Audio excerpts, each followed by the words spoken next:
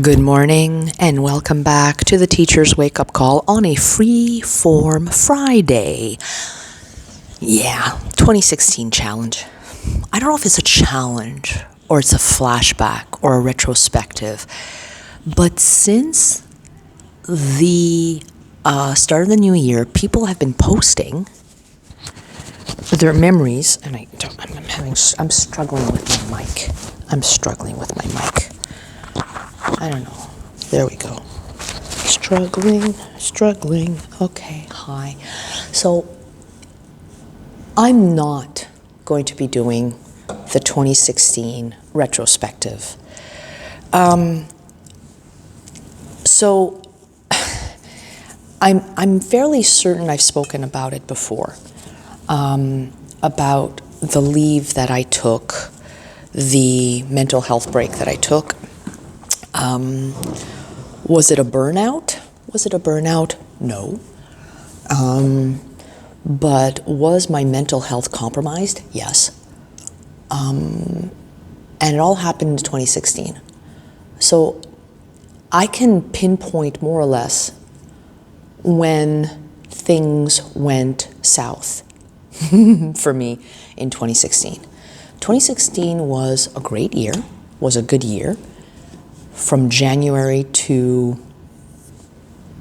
June, when I found out my teaching load for the following school year. And I was given 2 dance classes. I was given grade 8 dance, and I was given a grade 11 dance class. And I am not a dance teacher, but I am a creative person. I have done drama before, and I understand body movement. Don't ask me to be technical.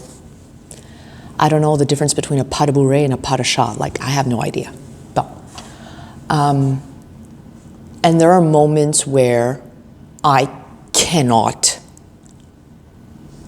put one foot in front of the other without tripping over my own toes, okay? But I know how to tell a story on stage, all right? I know how to occupy the space, and that's what I wanted to convey to the students. So the previous year I had a grade 9 class, and they were lovely, they were amazing, they were sweethearts, and the best compliment that I got from a student who had me as a dance teacher said, Madame la prof wants to tell a story on stage. And that, the fact that the students understood that, basically, my job is done. So, and I would often give free rein to my students in class. So, but I'm digressing here. Anyway.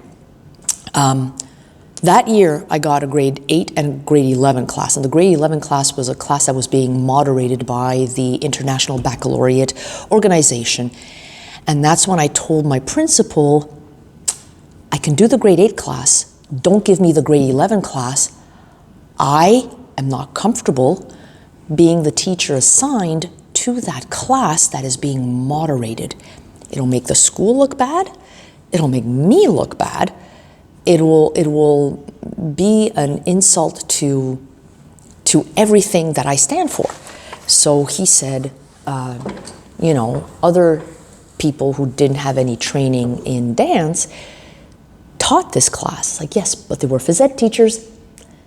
They had some kind of background. I took up dance not so much as a challenge for myself, but to expand my horizons and to help the administrator at the time, who was not the one who gave me that load. So fast forward to, I had a lovely summer. I went to Nova Scotia with my family and my best friend, and came back and saw it was still my schedule. I went back to the administrator. I said, hey, I thought I mentioned to you, I can't do this. So he said, don't worry, we'll find someone to help you. Well, the person who they hired didn't quite know how to interact with teenagers, was a qualified dance teacher. But so, and I felt that that particular year, having the 2 dance classes created a far greater workload for me. And I felt I couldn't keep up.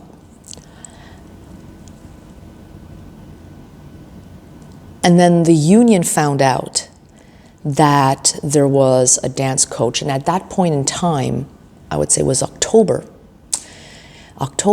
I basically tried to not be in the classroom every time, because whenever when you have a teacher or a situation where there are 2 adults present in the class, you want to make sure that the person who is actually teaching or leading the class, their leadership and their authority doesn't get compromised, unless you create a situation where it's team teaching.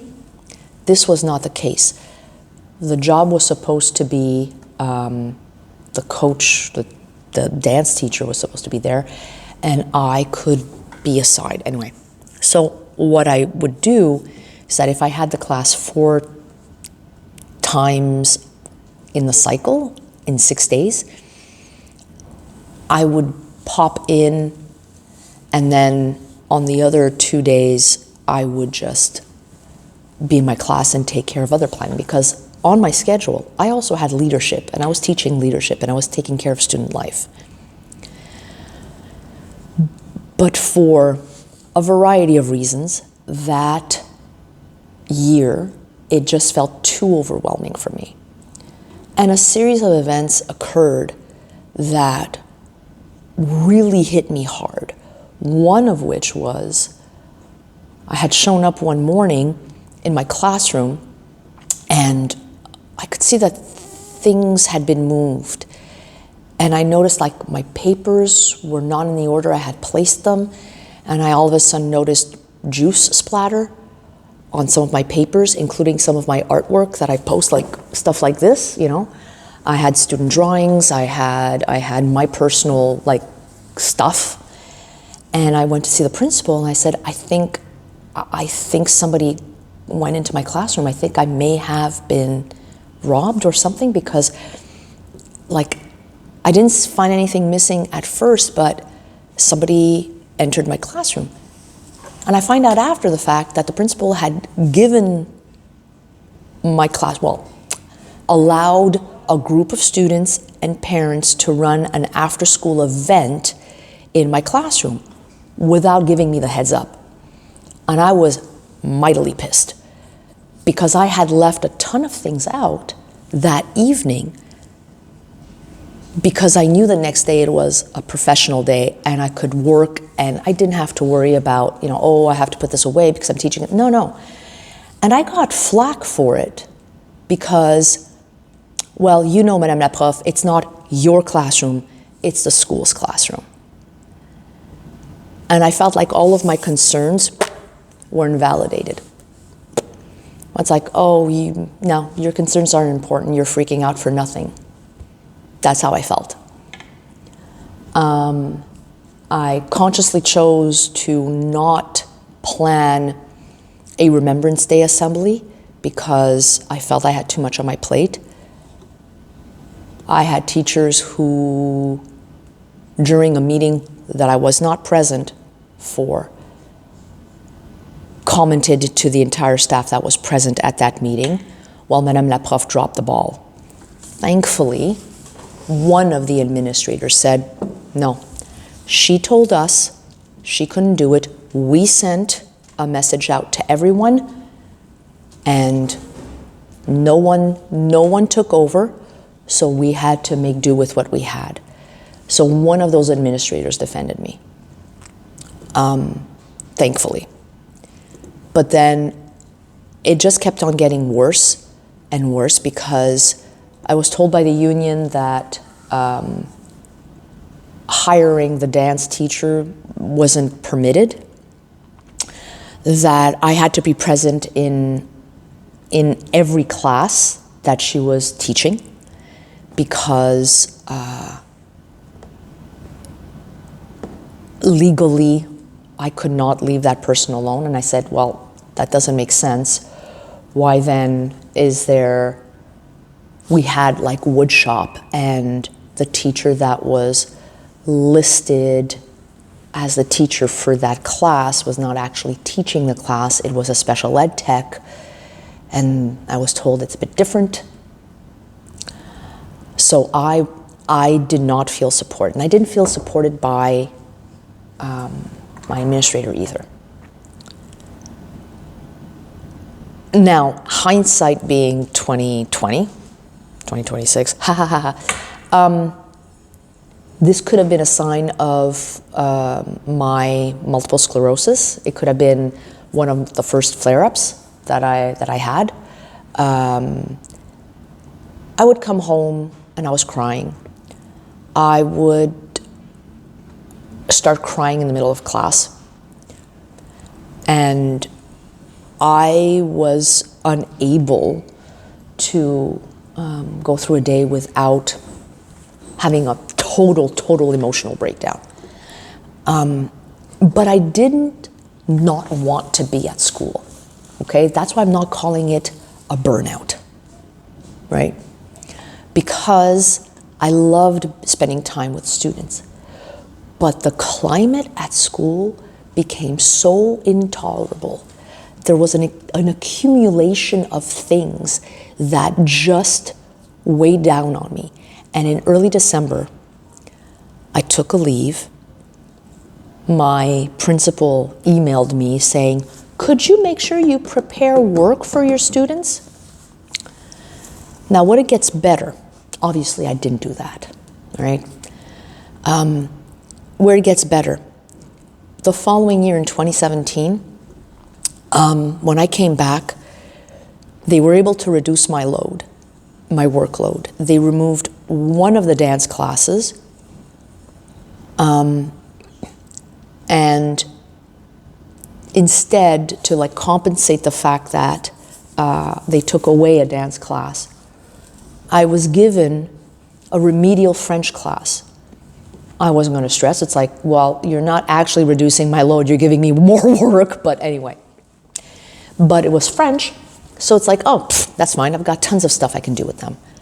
But what I found out is that that group had been assigned to a teacher, another teacher, who had it on her load from September to January when I came back, but didn't have any students in that class. So in fact, that teacher had a free period 4 times in the schedule. And I ended up inheriting a group of students who found out at the end of January, you're going to get extra French. They were very happy, obviously. In the end, it worked out. But basically, that ordeal,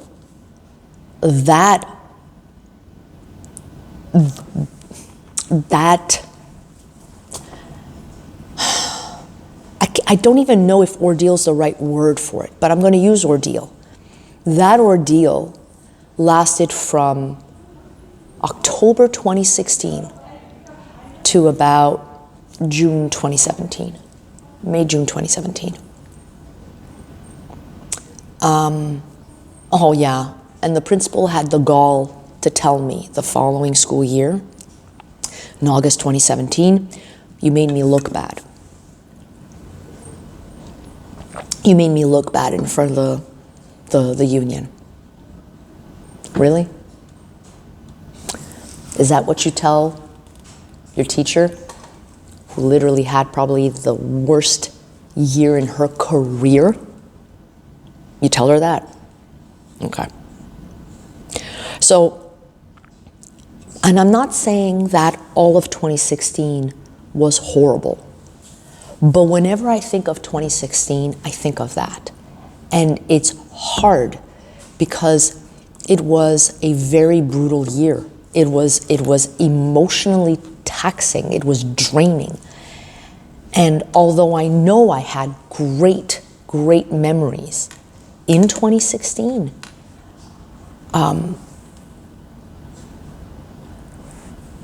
it was stained by that.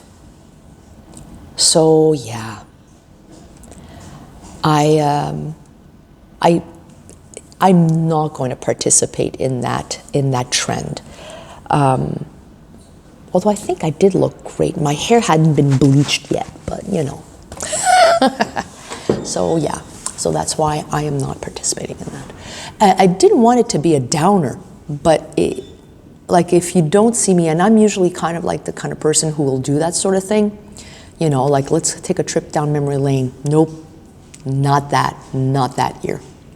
Anywho, have yourselves an awesome day, and stay warm. Polar vortex this weekend.